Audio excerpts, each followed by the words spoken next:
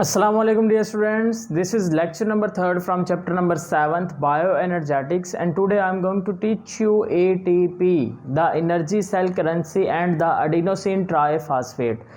ये लेक्चर काफ़ी इम्पोर्टेंट है। उसकी रीज़न ये नहीं है कि ये आपके एग्ज़ाम में मोस्टली तौर पर एज अ लॉन्ग क्वेश्चन के तौर पे आ चुका है, बल्कि इसके इम्पोर्टेंट होने की रीज़न नंबर फर्स्ट ये है कि यहाँ से शॉर्ट क्वेश्चन और एमसीक्यूज़ बनते हैं अगर एग्ज़ाम्स पॉइंट ऑफ व्यू से देखें। और दूसरी बात, अगर हम इसको ओवरऑल बायोलॉजी के अंदर इसकी इंपॉर्टेंस देखें तो काफ़ी ज़्यादा है, क्योंकि हर लिविंग ऑर्गेनिजम्स को एनर्जी चाहिए, तो इसका मतलब है कि हर लिविंग ऑर्गेनिजम्स के अंदर एटीपी मौजूद होगी।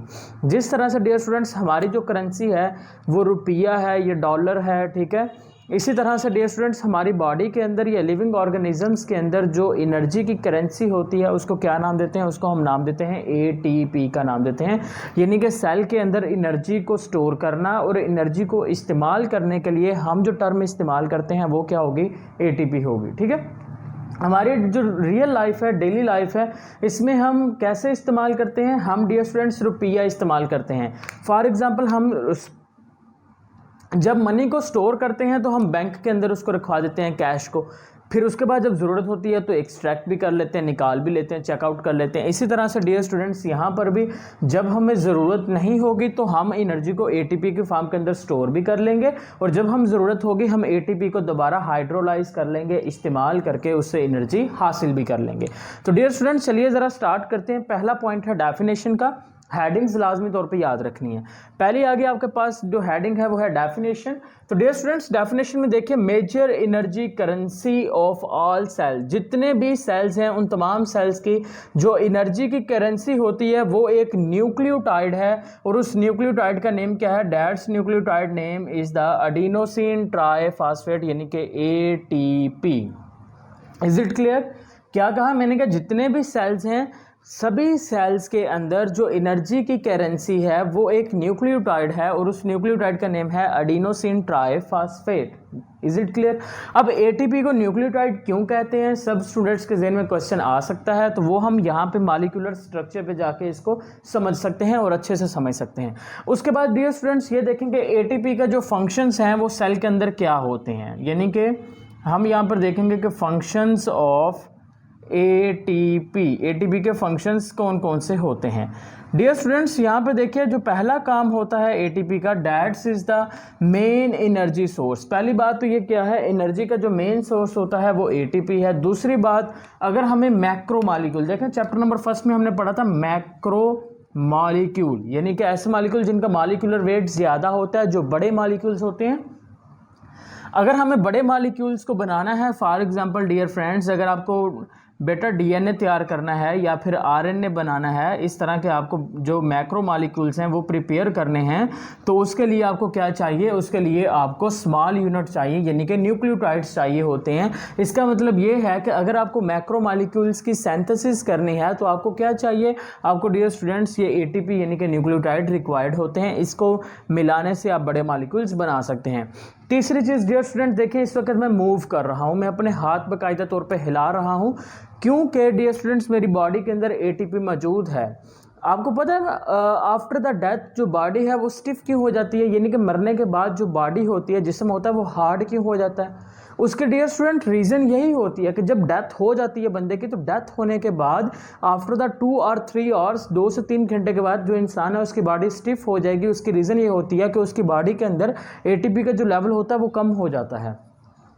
जब एटीपी के लेवल कम हो जाता है तो उसके नतीजे में जो बाजू होते हैं, वो जो टांगे होती हैं, जो जहाँ पर बॉडी का पार्ट होता है वहीं पे अकड़ के रह जाता है, लेकिन हम अपनी बॉडी के पार्ट्स को मूव कर सकते हैं क्योंकि हमारी बॉडी के अंदर एटीपी है। Is it clear? तो एटीपी का जो रोल होता है वो मूवमेंट के अंदर भी होता है।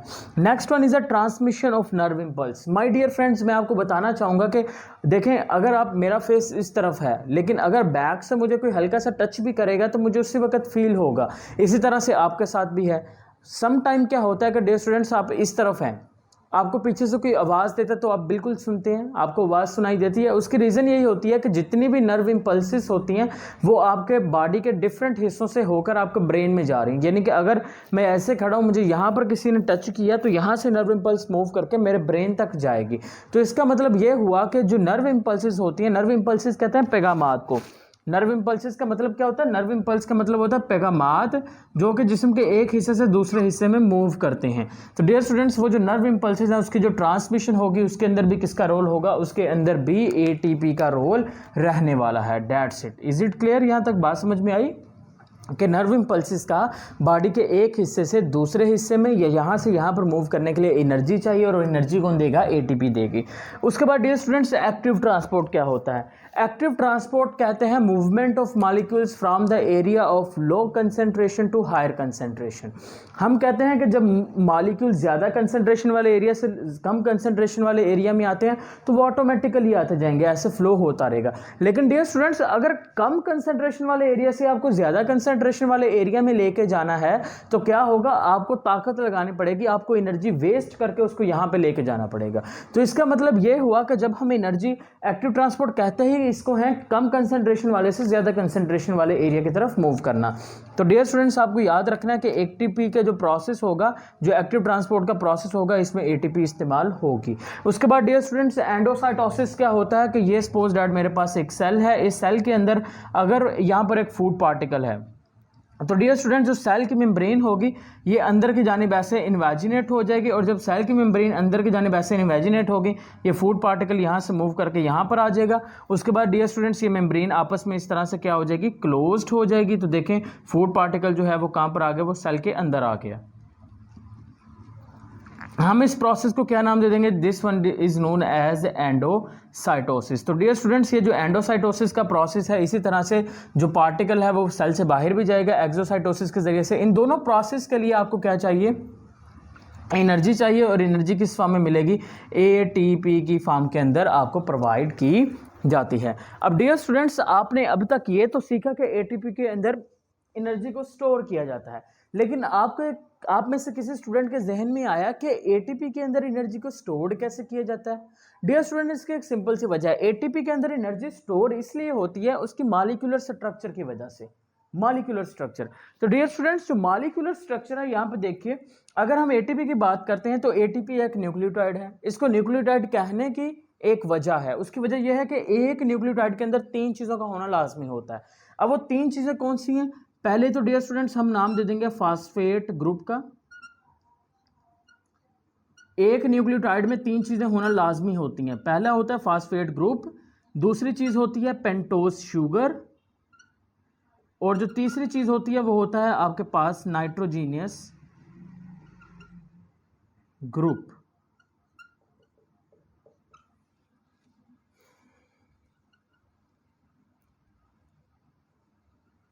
Is it clear? 3 चीजें आपके पास होनी जरूरी है, यानी कि pentose sugar, nitrogenous dear student आपके पास बेस, और साथ में आपके पास फास्फेट का ग्रुप अगर होगा तो हम उसको क्या नाम दे देंगे? हम उसको नाम दे देंगे, कोई भी चीज़ जिसमें तीनों चीज़ें होंगी हम उसको कहेंगे कि ये एक न्यूक्लियोटाइड है। अब एटीपी के अंदर ये तीनों चीज़ें होती हैं, इस वजह से हम क्या कहते हैं कि एटीपी एक न्यूक्लियोटाइड है। Is it clear?